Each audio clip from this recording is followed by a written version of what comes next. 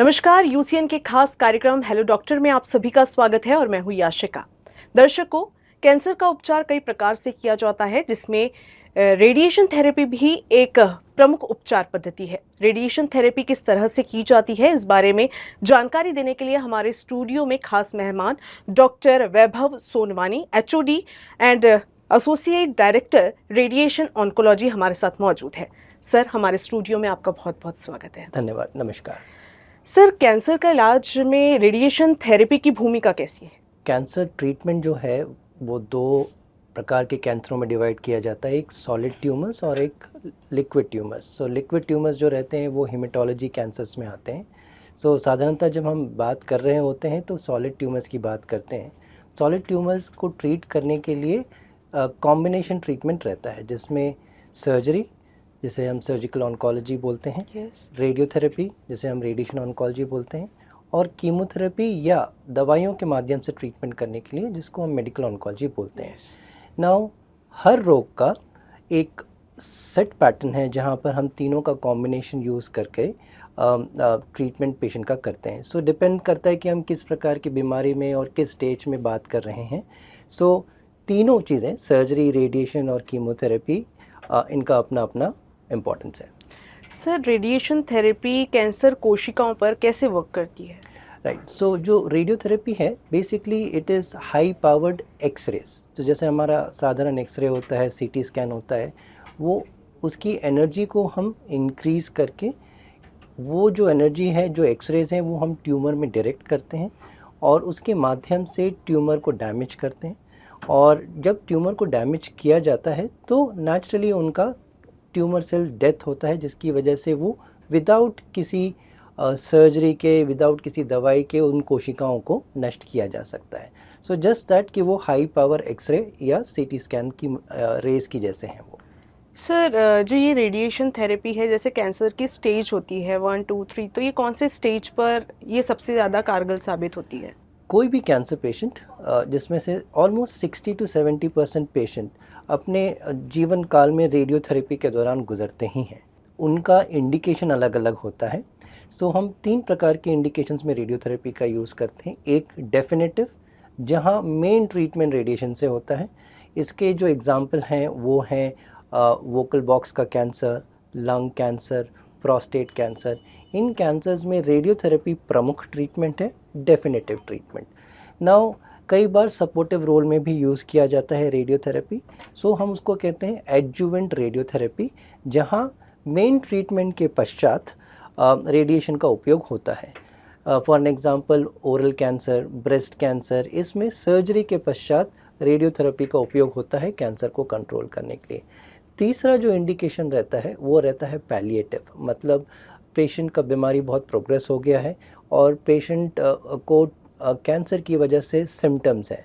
तो हो सकता है जैसे ब्रेन में अगर बीमारी गई है तो ब्रेन में प्रेशर बढ़ जाता है, हड्डियों में बीमारी गई है तो दर्द होता है, फ्रैक्चर हो सकता है। तो इनके सिम्टम्स को कम करने के लिए जब हम रेडियोथेरेपी देते हैं तो उसको हम पैलिएटिव रेडियोथेरेपी कहते हैं। सर, कैंसर में जैसे हमने सिर्फ रेडिएशन थेरेपी किया तो भी काम चल जाएगा, या फिर बाय प्रोसेस जाना पड़ता है, पहले सर्जरी होगा, फिर कीमोथेरेपी, फिर रेडिएशन, इस तरीके का? जी, सो हर कैंसर पहले तो हम कैंसर का वर्कअप करते हैं कि किस प्रकार का कैंसर है, फिर कौन से स्टेज पे है, और आजकल रिकमेंडेड गाइडलाइंस हैं कि आप किस बीमारी के बारे में बात कर रहे हैं, कौन से स्टेज के बारे में बात कर रहे हैं, और उसका एक फिक्स्ड पैटर्न होता है।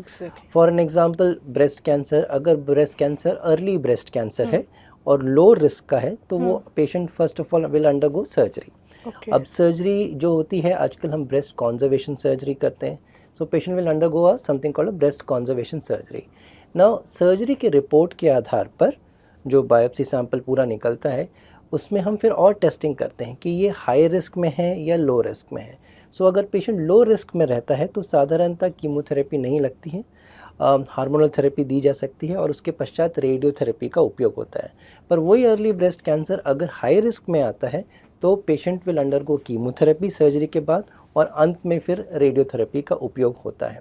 सो हर कैंसर कौन सी स्टेज पे है, कौन से रिस्क में है, उसके आधार पर हम ट्रीटमेंट ऑप्शंस जोड़ते जाते हैं।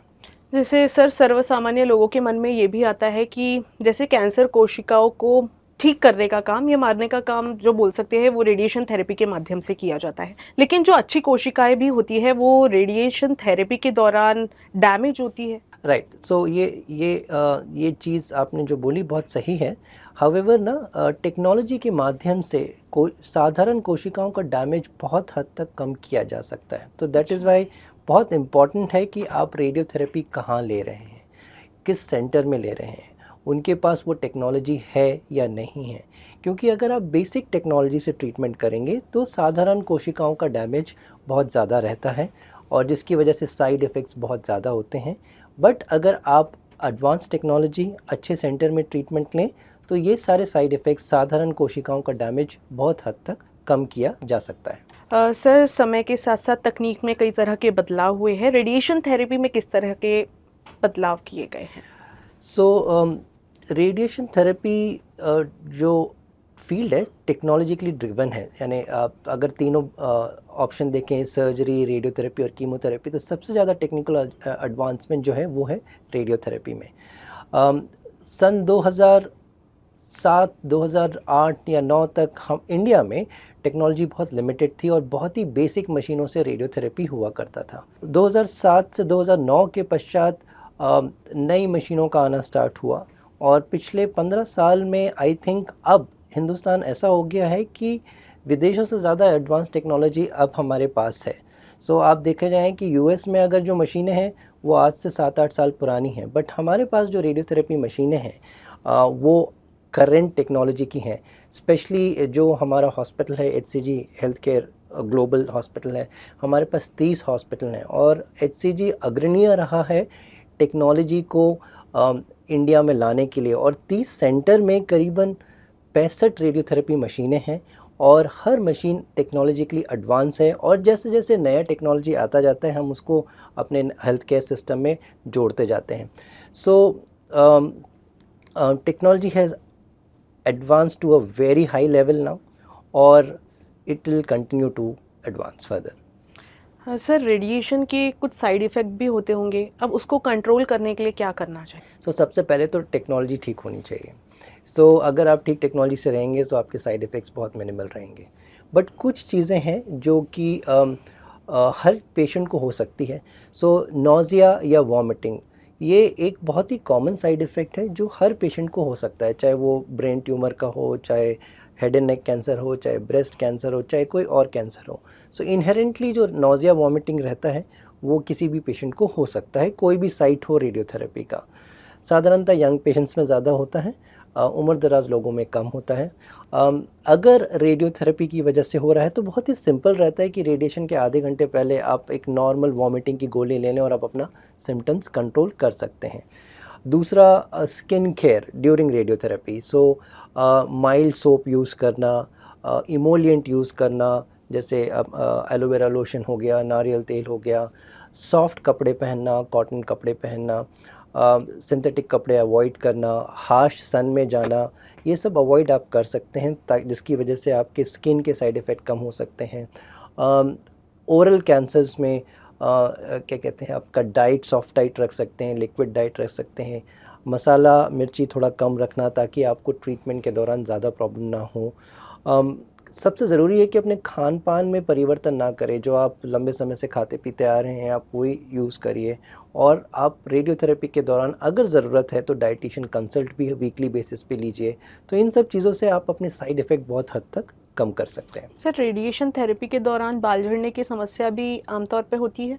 नहीं, ये जो सवाल है बहुत ही कॉमन रहता है, बट 100 में से अगर केसेस हैं हमारे पास तो सिर्फ जहाँ ब्रेन ट्यूमर की बात हो रही है उन केसेस में बाल झड़ सकते हैं। बाकी अगर आपका मुंह का कैंसर है, गले का कैंसर है, ब्रेस्ट का कैंसर है, पेट का कैंसर है तो बालों का कोई भी संबंध ट्रीटमेंट से बिल्कुल भी नहीं है।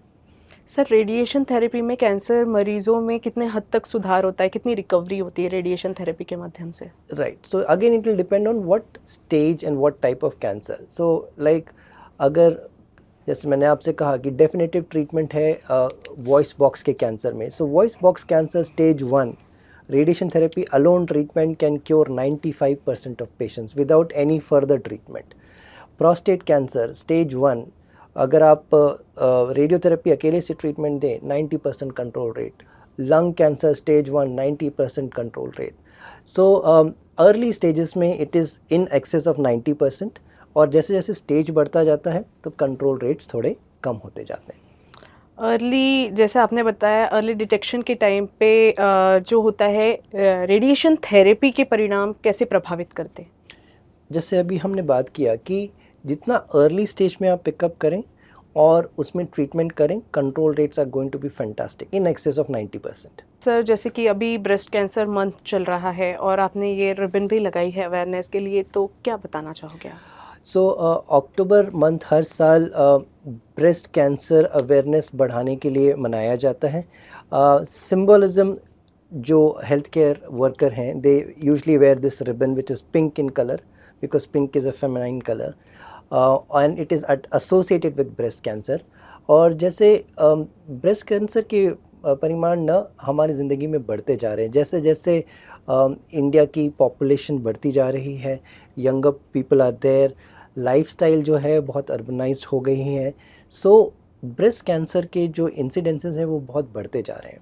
नाउ किसी भी बीमारी को ट्रीट करना तो अच्छी बात है, बट बीमारी ना हो या आप उनको अर्ली स्टेज में डिटेक्ट करें, तो दिस इज़ वाई इस प्रकार के मंथ्स मनाए जाते हैं। सो ये हम इस महीने इसलिए मना रहे हैं कि हमारी राष्ट्र की जो महिलाएं हैं वो जागरूक हो सकें कि ब्रेस्ट कैंसर एक बीमारी है, इससे डरने की ज़रूरत नहीं है। बहुत ही सिंपल तरीके होते हैं कि ब्रेस्ट कैंसर के अवेयरनेस के, जहां महिलाएं अपना स्वयं का एग्ज़ामिनेशन खुद कर सकती हैं। HCG ने इस महीने न्यूज़पेपर में आर्टिकल्स दिए हुए हैं, उसमें बारकोड दिया हुआ है जिसको आप स्कैन करेंगे तो आप ब्रेस्ट सेल्फ एग्ज़ामिनेशन कैसे करना है वो आप देख सकते हैं। और अगर आपको कोई गठान महसूस हो तो आपको अपने सर्जन को रिपोर्ट करना है।